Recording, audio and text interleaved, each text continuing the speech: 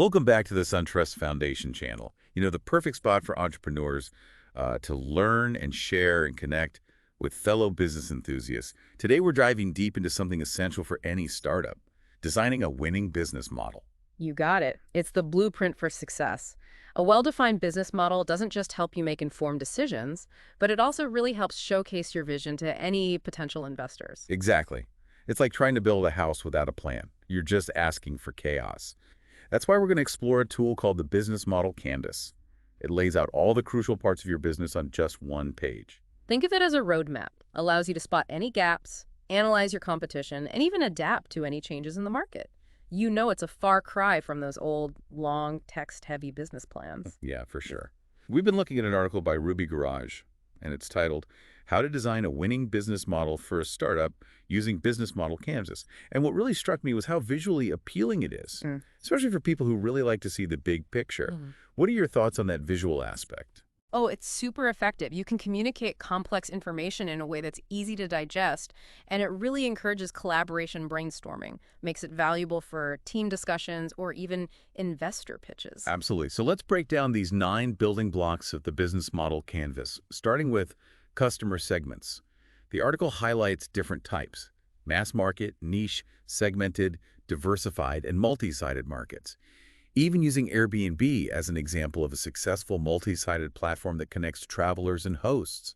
Why is it so important to really nail down your target customer? It all begins with understanding who you're serving, what problems you are solving. If you don't have that clarity, you risk developing a product or a service that misses the mark. Imagine trying to sell winter coats in the Sahara Desert. Perfect analogy. And speaking of understanding your customers, let's move on to value propositions, which is essentially what makes your offering unique and desirable. How would you explain this concept to someone who's just starting out on their journey as an entrepreneur? Think of it as your unique selling point, the secret sauce that sets you apart from everyone else. It's the answer to the question, why should customers choose you over others? Remember, value can be quantitative, like offering the lowest price, or qualitative, like providing amazing customer service or an innovative product. I've seen a lot of startups struggle with this. They get so caught up in their own ideas without truly understanding what their customers need or want. Do you find that to be the case? All the time. It's easy to fall into that trap. Building something you think is amazing without actually validating it with your target market first. That's where the value proposition canvas comes in handy. Helps you align your offering with what your customers need and ensures product market fit. That's so important. What do you think, listeners? Have you had to deal with this challenge? Yeah. Aligning your product with customer needs. Let us know down in the comments. Once you've identified your target customer and you've made a compelling value proposition, the next step is reaching them. That's where channels come into play. Right. The article talks about direct, indirect, and partner channels, each one with its own pros and cons. Choosing the right mix is critical for maximizing your reach. It's like a big distribution puzzle. That's a great way to put it.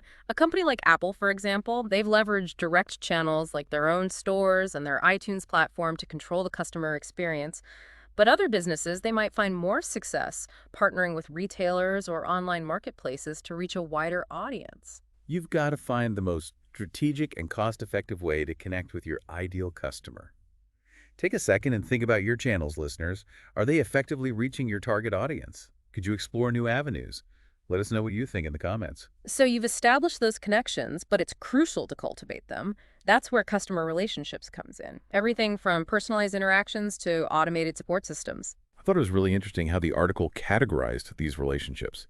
Using terms like personal assistant and co-creation shows the variety of approaches out there. What are some companies that come to mind that excel at building these customer relationships? There's tons of great examples. A self-service banking app, but it also offers the option for human interaction through chat or phone support.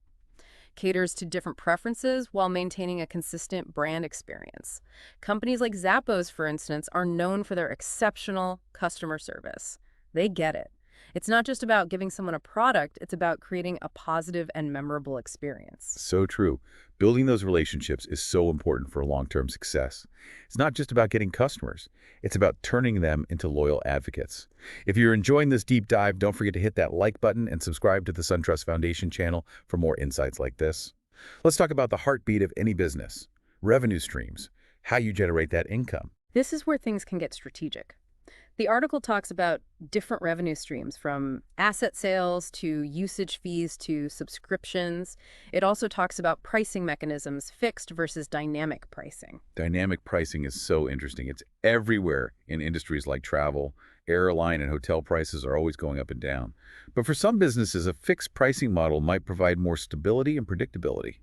What should entrepreneurs think about when choosing their revenue model? Sustainability is key. You need a revenue model that doesn't just generate income today, but also has the potential for growth and adaptation for the future. That makes sense. You got to consider your costs, customer willingness to pay, and the competitive landscape. What do you think about how revenue models are changing, especially with all this new digital stuff? We're seeing a big shift towards subscription-based models and recurring revenue. The as-a-service model is really gaining traction. It provides customers with ongoing value and generates a predictable income stream for businesses. But it's not one size fits all. Entrepreneurs need to analyze their target market and choose a model that really aligns with their value proposition. Totally. It's about finding the right spot between making money and giving value to your customers. Listeners, we want to hear about your experiences with different revenue models. What's worked for you? What challenges have you faced? Let us know down in the comments. And stay tuned. We'll be back to cover the other building blocks of the business model canvas. Welcome back to our deep dive on the business model canvas. We've covered customer segments, value propositions, channels, and customer relationships. Now it's time to explore the engine that powers your whole business model. Key resources. This section highlights everything you need to deliver on your promises. It's like the foundation for your success. These resources can be things you can touch, like your office, equipment, or inventory. Right, the physical things. But it's not just those, right? Nope.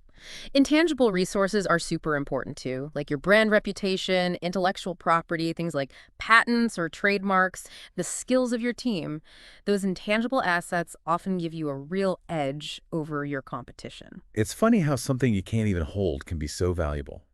A company's culture or its leadership, for example, can be powerful resources. What other examples are there of these intangible resources that startups might miss? Data. Data is becoming so valuable in our digital world. Companies that can collect, analyze, and use data will gain insights into customer behavior, market trends, and how to improve their operations. It's like a gold mine. You're right. It's not just about having the data. It's about knowing what to do with it. Speaking of strategy, let's move on to key activities. This part outlines the most important actions your business has to take to achieve its goals. It's about what you need to do to make it all work. Yeah, it's about defining those core processes that create value for your customers. For a software company, it might be developing, testing, and deploying software. For a manufacturer, it would be production, managing the supply chain, and quality control. Each industry has its own key activities, right? Of course. And those activities need to match up with your value proposition and your customer segments. It's all connected. We'd love to hear from you listeners. What are the most important activities in your business? How do they contribute to your success? Tell us in the comments below. So even with the right resources and a clear understanding of what you need to do, you might still need help from others to reach your goals. That's where key partnerships come in. It's all about the strategic alliances that boost your abilities. Partnerships can be real game changers, especially for startups that maybe don't have every resource in-house. The article talks about Tesla's work with battery manufacturers as a great example.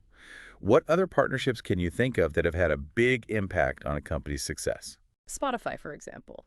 They partnered with record labels to get access to a huge library of music. Uber partnering with car manufacturers, giving them a whole fleet of vehicles. These partnerships are good for everyone. Companies can use each other's strengths and expertise. It's amazing how those partnerships have shaped entire industries. They create win-win situations. If you're finding this deep dive helpful, don't forget to like and subscribe to the SunTrust Foundation channel for more great content. Let's move on to a topic that can be a little scary, but super important: cost structure. This is where we really look at your spending and how to manage it well. This block makes you analyze your fixed costs. Things like rent and salaries, they stay pretty much the same. And you have to look at your variable costs. Things like materials or marketing expenses, they change depending on how much you produce or sell. It's about knowing what drives your business financially and making sure your spending matches your overall strategy. The article talks about cost-driven and value-driven cost structures. Can you explain that a bit more? A cost-driven structure focuses on keeping expenses as low as possible. Often that means trying to offer the lowest price to get customers. Think about those discount airlines or budget-friendly stores. Then you have the value-driven structure. That one focuses on delivering a high-quality experience, even if costs are a bit higher. So luxury brands or those high-end service providers would be the value-driven type. Yeah, exactly. They spend money on good materials, craftsmanship, and amazing customer service because they know their customers are willing to pay more for that. So it's about finding a good balance between cost and creating value. Absolutely. And that balance might need to change as your business grows. The key is to be aware of your spending and make sure it lines up with your business model and your target market. Listeners, tell us what you think. What are your biggest challenges when it comes to managing costs? Have you figured out ways to save money without sacrificing quality or value? We want to know. Share your thoughts in the comments below. Stick around as we wrap up our deep dive into the business model canvas.